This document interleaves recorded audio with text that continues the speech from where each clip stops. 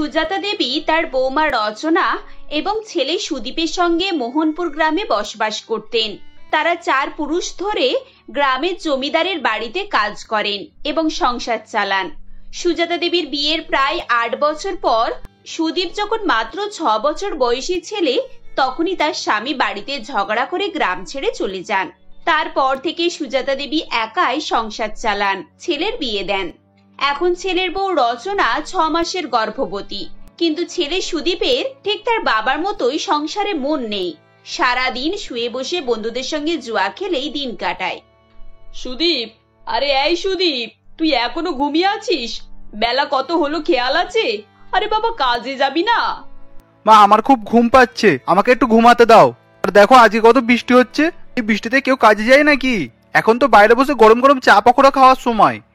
বাড়িতে গর্ভবতী স্ত্রী রয়েছে, ওই মেয়েটা আর বুড়ো মা কাজ করে করে অস্থির হয়ে যাচ্ছে। আর এই লাট সাহেবের গরম গরম পকোড়া চা খেতে ইচ্ছা যাচ্ছে।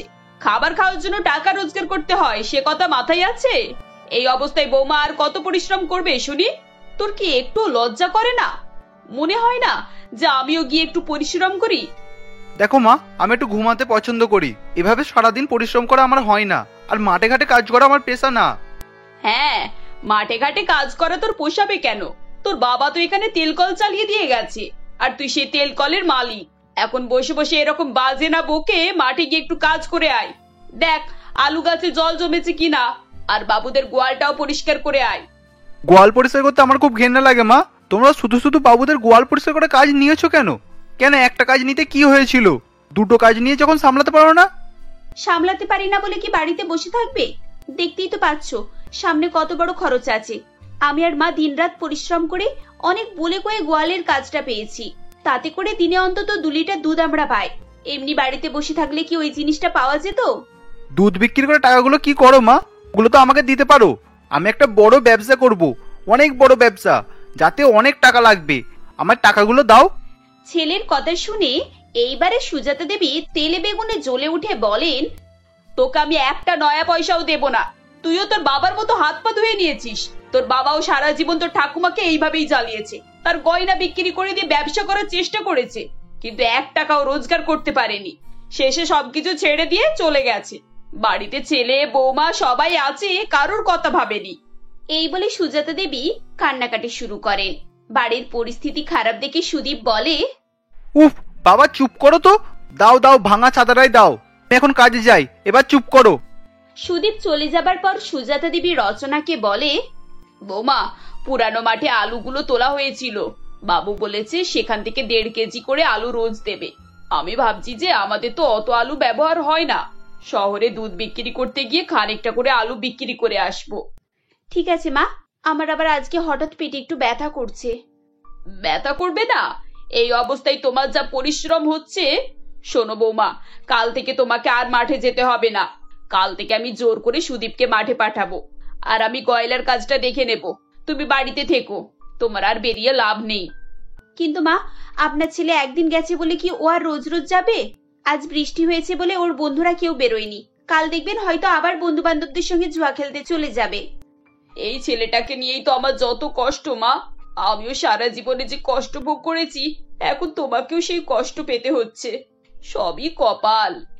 এদিকে সুদীপ মাঠে যেতে যেতে দেখে তার এক বন্ধু রমেন শহরের পথে চলেছে।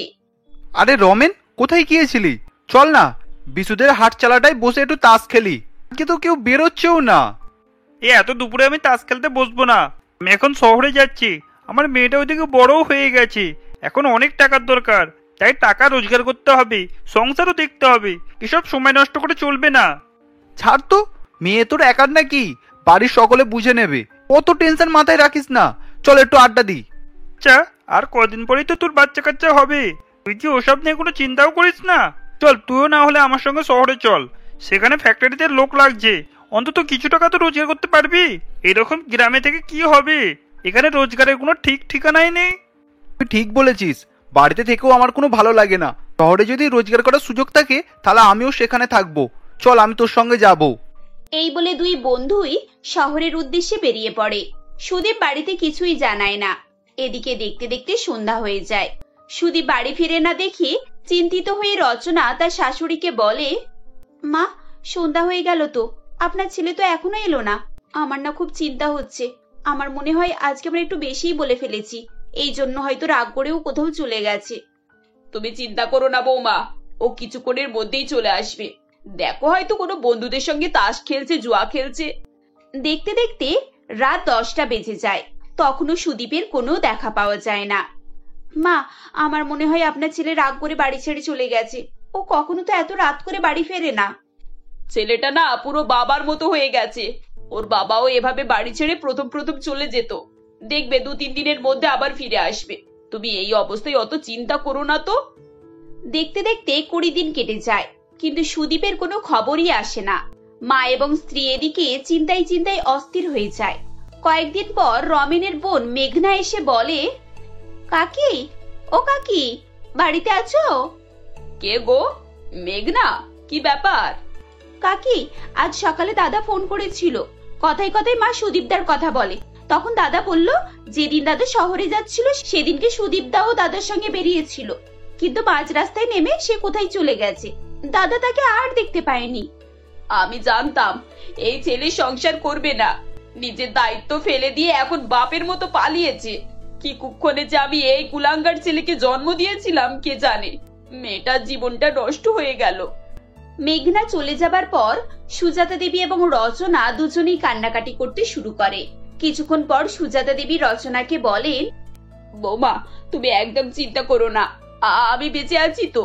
আমি যতদিন বেঁচে আছি তোমায় কোনো কষ্ট হতে দেব না। আমি সব সামলে নেব। পরের দিন থেকেই সুজাতা দেবী আবার কাজকর্ম শুরু করেন। সকাল সকাল দুধ নিয়ে শহরে বিক্রি করতে যেতেন এবং সারাদিন অন্যান্য কাজ করতেন। এভাবে বেশ কিছুদিন কাটে।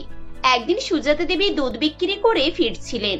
ঠিক এমন সময় শহরের রাস্তায় রিয়া নামে একটি মেয়ে তাকে বলে, আন্টি, এখানে আশেপাশে কোথাও খাবার দোকান আছে? আসলে আমি ওই সামনের অফিসে নতুন কাজে ঢুকেছি, বাইরে খেতে বেরোলাম, কিন্তু এখানে তো কোনো খাবারের দোকানই দেখতে পাচ্ছি না। এখানে তো কোনো খাবারের দোকান নেই মা। তুমি আশেপাশে 2 কিলোমিটারের মধ্যে সেরকম কোনো দোকান পাবে না। একটু দূরে গিয়ে একটা পান বিড়ির দোকান আছে, সেখানে তো খাবার কিছুই নেই। বুঝতে পারছি। আসলে আমি তো এখানে একটা মেসে থাকি, কিছু টিফিন আনতে পারিনি। সকাল থেকে প্রায় না খেয়েই আছি, প্রচন্ড খিদে পেয়েছে। প্রথম দিন কি করব না করব কিছুই তো বুঝতে পারছি না। মেয়েটির কথা শুনে সুজাতা দেবীর খুব মন খারাপ হয়ে যায় এবং তিনি তার ব্যাগ থেকে আলুর পরোটা বার করে রিয়াকে দিয়ে বলেন, দেখো মা, তুমি যদি কিছু মনে না করো তাহলে আমার বৌমার হাতে তৈরি এই আলুর পরোটাটা খাও। বৌমা এটা আমাকে বানিয়ে দিয়েছিল। আমার এখন অতটা খিদে পাচ্ছে না, তাছাড়া আমি এখনই ফিরবো, বাড়ি গিয়ে কিছু খেয়ে নেব। কিন্তু মাসিমা, আপনার খাবার আমি কিভাবে খেতে পারি? আরে বাবা, মাসিমা বলছো যখন, তখন আবার এত দ্বিধা কেন? নাও, এবার শান্ত হয়ে খেয়ে নাও। খিদের চোটে রিয়া সুজাতা দেবীর দেওয়া পরোটা খেতে শুরু করে। সেই পরোটা এত সুস্বাদু হয়েছিল যে রিয়া পুরোটাই খেয়ে নেয়। মাসিমা, এই পরোটা তো দারুণ হয়েছে। আমি আমার জীবনে এত টেস্টি পরোটা কখনোই খাইনি। সত্যি আপনি আমার অনেক বড় উপকার করলেন। আপনি যদি কিছু মনে না করেন তাহলে এই টাকাটা রাখুন। আরে আরে, তুমি আমি টাকা দিচ্ছ কেন মা? হ্যাঁ, একটা পরোটা খাইয়েছি বলে তার বদলে কি টাকা দিতে হবে? আসলে মাসিমা, আজকে না হয় আপনি আমার সাহায্য করে দিলেন, কিন্তু আমি এরপরে কি করব বলুন তো? আপনাকে যদি একটা রিকোয়েস্ট করি, আপনি রাখবেন?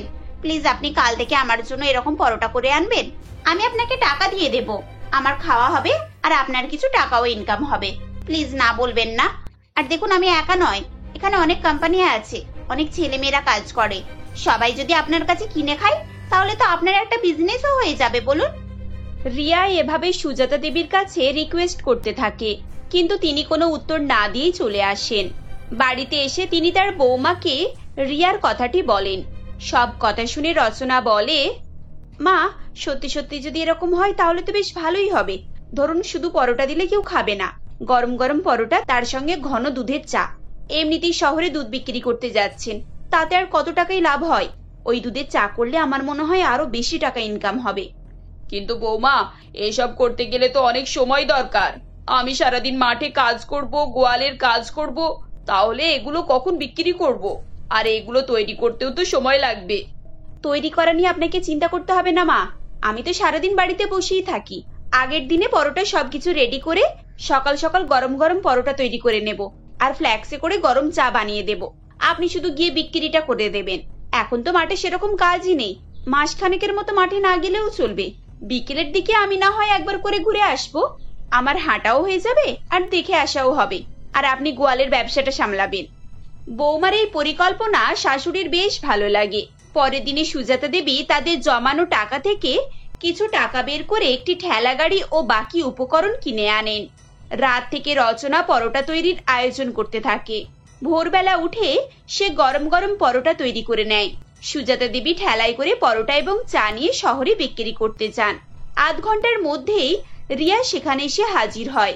সুজাতা দেবীর ঠেলা গাড়ি দেখে সে খুব খুশি হয়ে যায়। রিয়া, দেখো, তোমার কথা শুনে তোমার বৌদি পরোটা তৈরি করে দিয়েছে। কালকেই ঠেলা গাড়িটা কিনলাম। খুব ভালো করেছেন মাসিমা, থ্যাংক ইউ সো মাচ। আপনি শুধু আমার উপকার করেননি, এখানে কাজ করতে আসা সবার অনেক বড় হেল্প করেছেন। আচ্ছা, আপনি চা পরোটা কত টাকায় বিক্রি করবেন? 1 কাপ চা আর একটা পরোটা 10 টাকা। মাত্র 10 টাকা? কিন্তু তাতে করে আপনার কত টাকাই বা লাভ হবে? আমি খুব বেশি লাভ করতে চাই না মা, সারা মাস আমার সংসারটা ভালো করে চলে গেলেই হবে। যদি এর থেকে ভালো ইনকাম হয় তাহলে আমি বাকি কাজগুলো একটু একটু করে কমিয়ে এখানেই বেশি সময় দেব। ঠিক আছে মাসিমা, আপনি যেটা ভালো বুঝবেন সেটাই করুন। এখন দিন গরম গরম পরোটা আর চা দিন, খুব খিদে পেয়েছে মাসিমা। এরপর রিয়া নিজের চা পরোটা খাবার পর তার বন্ধুদেরকে সেখানে ডেকে আনে। দেখতে দেখতে প্রথম দিনেই সুজাতা দেবীর তৈরি 40 পিস পরোটাই বিক্রি হয়ে যায়। দেখলেন তো মাসিমা, আমি বলেছিলাম না এখানে আপনার খুব ভালো সেল হবে। দেখুন কতজন ফিরে যাচ্ছে। কালকে কিন্তু আপনি আরো বেশি করে পরোটা করে আনবেন। অন্তত 100 পিস পরোটা তো এখানে বিক্রি হবেই হবে। তারপর ধীরে ধীরে পরিচিত বাড়লে দেখবেন বিক্রি একেবারে হু হু করে বাড়বে। হ্যাঁ মা, তুমি ঠিকই বলেছিলে। আসলে আমি ঠিক ভরসা পাচ্ছিলাম না, কিন্তু বৌমাও জোর করলো, আর তোমার কথাটাও মাথায় ছিল। যাও, এবার তুমি অফিসে যাও, আমি আবার কাল একই সময়ে আসবো। এভাবেই সুজাতা দেবী প্রত্যেকদিন ঠেলাই করে পরোটা নিয়ে আসতেন এবং সেখানে বিক্রি করতেন। 1 মাসের মধ্যে তার সেল প্রায় 4 গুণ বেড়ে যায়। এদিকে বৌমারও ডেলিভারির সময় হয়ে আসে। রাতে খেতে বসে সুজাতা দেবী বলেন, বৌমা, আজ ব্যবসাটা এত ভালোভাবে চলছে, কিন্তু আমার সাথে সাথ দেবার লোক নেই। আজ যদি তোমার বাবা কিংবা তার ছেলে একটু সাহায্য করতো, আমরা সত্যি সত্যি নিজেদের অবস্থা ফিরিয়ে আনতে পারতাম। ঠিক এমন সময় দরজায় টোকার শব্দ পড়ে। দরজা খুলে দেখা যায় সুদীপ ফিরে এসেছে। সে তার মায়ের কাছে হাত জোড়ো করে ক্ষমা চায় আর বলে, তোমরা আমাকে ক্ষমা করে দাও, আমি অনেক বড় ভুল করে ফেলেছি, আর এ ভুল কখনোই করব না। এবারের মতো ক্ষমা করে দাও মা, আমি সব নেশা ছেড়ে দেবো, তোমরা যা বলবে আমি তাই শুনবো। ঠিক আছে, তুই যদি সত্যি সত্যি পাল্টে যাস তাহলে কাল থেকে আমার সঙ্গে শহরে যাবি। এখন বৌমাকে কিছুদিন পুরোপুরি রেস্ট দিতে হবে। আমি আর তোমাদের কাউকে কষ্ট দেব না, তোমরা যেরকম ভাবে বলবে আমি সেরকম ভাবেই থাকবো। পরের দিন থেকে সুজাতা দেবী নিজেই সকাল থেকে পরোটা তৈরি করেন। রচনা তাকে একটু আধটু সাহায্য করে। এরপর 2 মা ছেলে মিলে শহরে পরোটা বিক্রি করতে যায়।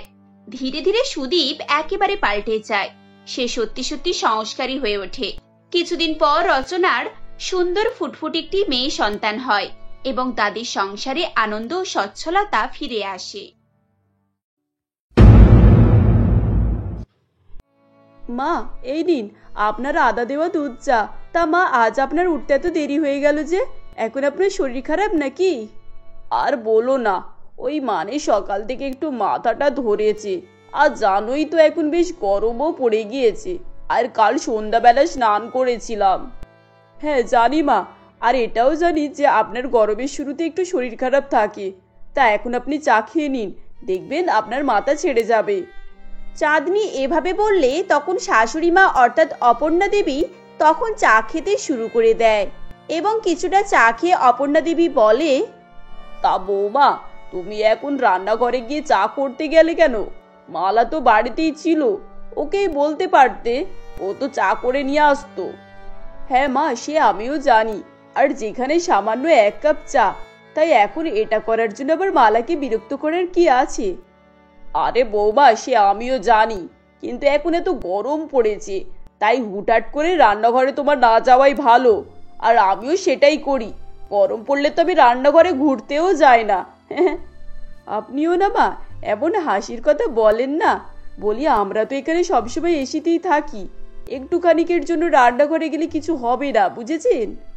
আরে বৌমা সে ঠিক আছে, কিন্তু তুমি এত ফর্সা দেখতে, এখন এই গরমে রান্নাঘরের উনানের তাপের কাছে গেলে তুমি কালো হয়ে যাবে। আর আমি চাই না তোমার এত সুন্দর রংখানা কালো হয়ে যাক। মা এটুকু গরমে আমি কালো হব বলে আমার মনে হয় না। আর যেখানে আমার বাপের বাড়িতে তো এইসব কিছুই ছিল না, না তো সেখানে এসি ছিল আর না তো সেখানে গ্যাস ওভেনে রান্না হতো। বৌমা সেটা তোমার আগের জীবন ছিল, আর মানুষের সবসময় সময় এক থাকে না, সময় পরিবর্তন হয়। আর যেখানে আমি তোমাকে পছন্দ করে এই বাড়িতে নিয়ে এসেছি, আমি তোমার কোনো কষ্ট হতে দেব না। কিন্তু হ্যাঁ, আমার ছোট ছেলের দেওয়ার কষ্ট আমি কখনোই ভুলতে পারবো না। মা ওসব কথা এখন বাদ দিন, আপনি চাটা খেয়ে দিন, দেখবেন আপনার মাথার যন্ত্রণা অনেকটা কমে গিয়েছে। আসলে অপর্ণা দেবী ঠিকই বলছিল। কয়েক মাস আগের কথা। অপর্ণা দেবী তার 2 ছেলে পলাশ, বিক্রম এবং এক বৌমা চাঁদনীকে নিয়ে রূপকোজ্জ্বল নামক শহরে বাস করত। বড় ছেলে পলাশ এবং চাঁদনীকে নিয়ে অপর্ণা দেবীর বেশ ভালোই সুখের দিন কাটছিল। কিন্তু এমনই একদিন অপর্ণা দেবীর ছোট ছেলে বিক্রম চাঁদনীর ছোট বোন রুমকিকে বিয়ে করে বাড়িতে নিয়ে আসে। তখন এ কি বিক্রম, এ তুই কাকে নিয়ে এসেছিস? এ তো কালো ভূত একটা মেয়ে। কেন মা, তুমি কি রুমকিকে চেনো না নাকি? এটা তো বৌদির বোন, আর এখন থেকে এ তোমার ছোট বৌমা, মানে এই বাড়ির ছোট বউ, আর আমি একে বিয়ে করেছি। না চিনবো না কেন, কিন্তু এই মেয়েকে তুই বাড়িতে বউ করে নিয়ে এসেছিস, সেটা আমি কখনোই মেনে নিতে পারবো না।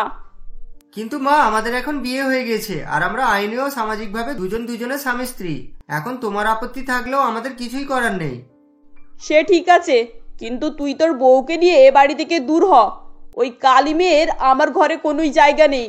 আমি আমার বড় বৌমাকে এনেছি, যেমন ফর্সা দেখতে সুন্দর, আবার ছোট ছেলের বৌমাও আমি ফর্সা দেখতে সুন্দরী করব ভেবে রেখেছিলাম। অপর্ণা দেবী এভাবে বললে তখন তাদের মন খারাপ হয়ে যায়। এরপর তারা সেখান থেকে সেই মুহূর্তে বাড়ি ছেড়ে চলে যায় এবং একটা ভাড়াটে বাড়িতে গিয়ে ওঠে। এভাবেই সময় অতিবাহিত হতে থাকে। এমনই একদিন অপর্ণা দেবীর বাড়িতে একটা অনুষ্ঠান ছিল। তখন তার বড় ছেলে পলাশ বলে, মা বাড়িতে অনুষ্ঠান তো খুব বড় করেই আয়োজন করা হয়েছে, কিন্তু বিক্রম আর রুমকিকে যদি এখানে না ডাকি তাহলে আমাদেরকেই লোকে খারাপ বলবে। এখন তুমি কি বলো? হ্যাঁ সে তো বটেই, কিন্তু কি আর করা যাবে, কিছুক্ষণের জন্য ওদেরকে না হয় ডেকেই নেওয়া হবে। এই বলে পলাশ এবং অপর্ণা দেবী নিজেদের মধ্যে সিদ্ধান্ত করে নেয়। এরপর অনুষ্ঠানের দিন এসে উপস্থিত হয়। অপর্ণা দেবী তার বড় ছেলে এবং বড় বৌমাকে খুবই ভালোবাসতেন, তাই বড় বৌমা চাঁদনীকে নিত্য নতুন জুয়েলারি থেকে আরম্ভ করে আভিজাত্য শাড়ি সবকিছুই দিয়ে সুসজ্জিত করে তুলেছিলেন। এদিকে ছোট বৌমার রুমকির হিসাব মতো কিছুই ছিল না। সে একটা সাদামাটা দারিদ্র বাড়ির মতোই জীবনযাপন অতিবাহিত করত। এরপর অপর্ণা দেবীর বাড়িতে আসা কিছু গেস্ট বলে, কি গো অপর্ণা দি, একেবারেই তুই বৌমা রয়েছে। বড় বৌমাকে দেখতে যেমন সুন্দর তেমন ধনী বাড়ির বলেই মনে হচ্ছে, আর তোমার ছোট বৌমাকে দেখে তো ভিখিরি বাড়ির বউ বলেই মনে হচ্ছে। তোমার বড় বৌমাকে তো দেখতে এত সুন্দর, আর ছোট বৌমাকে কি দেখে পছন্দ করে নিয়ে এসেছো? কি আর বলবো, সবই ভাগ্যের ফের। যে যেমন কাজ করবে তার ভাগ্যে তো সেরকমই থাকবে, তাই না? বড় ছেলের বিয়ে আমি আমার পছন্দ মতোই দিয়েছিলাম বলে বড় বৌমা আজ আমার রাজরানীর মতো আছে। তেমনই ছোট ছেলে নিজের পছন্দে বিয়ে করেছে, ওর যেমন সামর্থ্য ও তো তেমনই থাকবে। সত্যি অপর্ণা দি, তুমি ঠিকই বলেছ। মানুষ নিজের ভাগ্য নিজেই তৈরি করে, তাই না? এখন তোমার ছোট ছেলে যদি তোমার পছন্দে বিয়ে করত, তাহলে আজও রাজরাজা হয়ে থাকতো। ওখানে উপস্থিত সকলেই এভাবেই কটু কথা বললে রুমকির তখন খুবই খারাপ লাগে। এরপর সে সেখান থেকে বাড়ি চলে আসে এবং বাড়ি গিয়ে বিক্রমকে বলে, বিক্রম, এই সব কিছু আমার জন্যই হচ্ছে। আমি যদি আজ তোমাকে বিয়ে না করতাম, তুমিও তোমার দাদার মতো রাজরাজাই হয়ে থাকতে। তুমি আমাকে বিয়ে করে ভিখিরি দারিদ্রের মতো জীবনযাপন করছো। রুমকি এভাবে বলো না, ঈশ্বর তাহলে আমাদের উপরে সন্তুষ্ট থাকবেন না। আর তুমি তো জানো যে ঈশ্বর যা করে ভালোর জন্যই করে। তুমি দেখবে আজ যে তুমি এই কষ্টের মধ্যে দিন কাটাচ্ছ, একদিন তোমার সুখ আসবেই, আর তখন সকলেই তোমাকে সম্মান করবে। বিক্রম রুমকিকে এভাবেই সান্ত্বনা দিচ্ছিল। বিক্রমের কথা শুনে রুমকি তখন কিছুটা হলেও নিজের মনকে বোধ দেয়। এভাবেই সময় অতিবাহিত হতে থাকে। এদিকে বিক্রম এবং রুমকি দারিদ্র্যের মতোই জীবন অতিবাহিত করত, আর ওদিকে অপর্ণা দেবী তার বড় ছেলে এবং বড় বৌমাকে নিয়ে বিলাসবহুল জীবনযাপন অতিবাহিত করত। এমনই একদিন হঠাৎই পলাশের ফোনে তার অফিস থেকে ফোন আসে। হ্যালো পলাশ, তোমার জন্য আমাদের অফিসে লস খেয়েছে, তাই আমরা চাই তুমি কাল থেকে আমাদের অফিসে কাজে এসো না। ম্যানেজারের মুখে এরকম কথা শুনে পলাশ খুবই চিন্তায় পড়ে যায়। এরপর সে সমস্ত কথা তার মা ও স্ত্রীকে শোনায়। এখন থেকে তাদের দুঃখের দিন শুরু হয়ে গিয়েছিল। বলে না, ঈশ্বর কার কপালে কি লিখে রাখেন সেটা উনি ছাড়া কেউই জানেন না। আর এদিকে বিক্রমের প্রমোশন দ্বিগুণ হয়ে গিয়েছিল, যার ফলে তার সংসারে স্বাচ্ছন্দ্য ফিরে এসেছিল।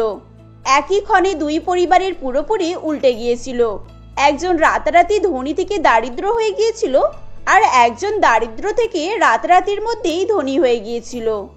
এভাবেই দুজনের সংসারে নতুন মোড় চলে আসে। এদিকে অপর্ণা দেবী এবং তার ছেলে বৌমাদের অবস্থা খুবই সংকটজনক হয়ে গিয়েছিল। তাই তারা এক এক করে বাড়ির দামি দামি জিনিসপত্র বাজারে বিক্রি করা শুরু করে দিয়েছিল। এমনই একদিন পলাশ তাদের বাড়ির এসি বিক্রি করতে এক ভাঙ্গারের দোকানে যাচ্ছিল।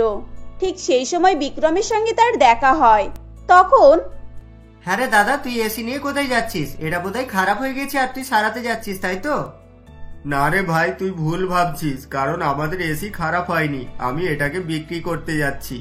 আসলে এমনই পরিস্থিতি হয়ে গিয়েছে যে এখন আমাদের বাড়িতে খাওয়ার মতো কিছু নেই।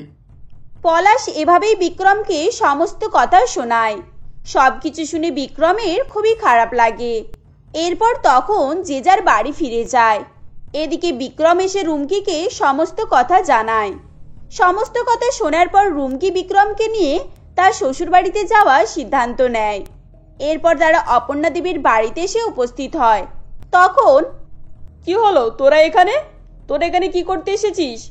ও আচ্ছা, আমাদের এই দুর্দিনে তোরা আমাদের উপরে হাসাহাসি করতে এসেছিস, তাই তো? না মা, তুমি ভুল ভাবছো, কারণ আমরা তোমাদের এই দুর্দিনে হাসাহাসি করতে আসিনি, তোমাদের পাশে থেকে এই বাড়ির ছেলের দায়িত্ব পালন করতে এসেছি। মা, আপনি যদি অনুমতি দেন তাহলে আমরা এই দুর্দিনে আপনাদের পাশে থেকে এই সংসারটাকে আগের মতোই সচ্ছল ও স্বাচ্ছন্দ্যের করে তুলতে চাই। রুমকি ও বিক্রম এভাবে দুর্দিনে পাশে এসে দাঁড়াবে সেটা ওই বাড়ির কেউই আশা করেনি। এরপর তারা সকলেই একসঙ্গে থাকতে শুরু করে। এদিকে বিক্রমের প্রমোশন হওয়ায় তার বেতন বেশ মোটা অঙ্কেরই হয়ে গিয়েছিল, যার ফলে সে তার সংসারের সকলকে আগের মতোই সুস্থ ও স্বাচ্ছন্দ্যের জীবন দিতে সফল হয়েছিল। এমনই একদিন রুমকি বাইরে গরমে উনানে রান্না করছিল। তখন, এ কি ছোট বৌমা, তুমি এখন এই গরমে কাঠের উনানে রান্না করছো কেন? তোমার তো গরম হবে, তাই না? না মা, আমার গরম হবে না, আমার এসব অভ্যাস আছে, আপনি চিন্তা করবেন না। আপনি বরং ভিতরে যান এবং এসে ঠান্ডা হাওয়াতে বসুন। আপনাদের এই গরমে থাকা অভ্যাস নেই, আমি এদিকটা ঠিক সামলে নেব। রুমকি এভাবে বললে অপর্ণা দেবী তখন নিজের ভুল বুঝতে পারে।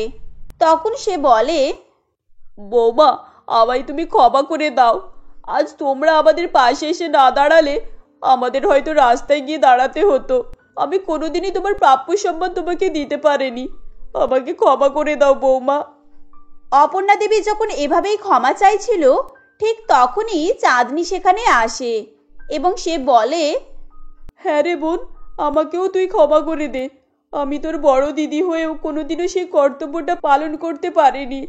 আজ তুই ছোট বোন হয়ে এই গোটা সংসারকে কেমন আগলে রেখেছিস, আমায় ক্ষমা করে দে বোন। তারা শাশুড়ি বৌমা মিলে এভাবেই রুমকির কাছে ক্ষমা চাইতে থাকে।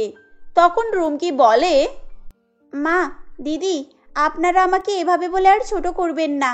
আপনারা আমাকে এই বাড়িতে থাকতে দিয়েছেন, আমাকে এই বাড়ির বউ হিসাবে মেনে নিয়েছেন, এটাই আমার কাছে অনেক। আর যেটা আমি করছি এটা তো আমার কর্তব্য, তাই না? রুমকির এরকম উদারতা দেখে অপর্ণা দেবী এবং চাঁদনির চোখে জল চলে আসে। এরপর থেকে তারা রুমকির সাথে আর আগের মতো ব্যবহার করতো না। এখন রুমকি ওই বাড়ির প্রধান কর্ত্রী হয়ে গিয়েছিল। সেই এখন ওই বাড়ির সমস্ত দিক সামলাতো, যার ফলে তারা সকলেই অনেক খুশি ছিল। এভাবেই তারা সুখে শান্তিতে বাস করতে থাকে।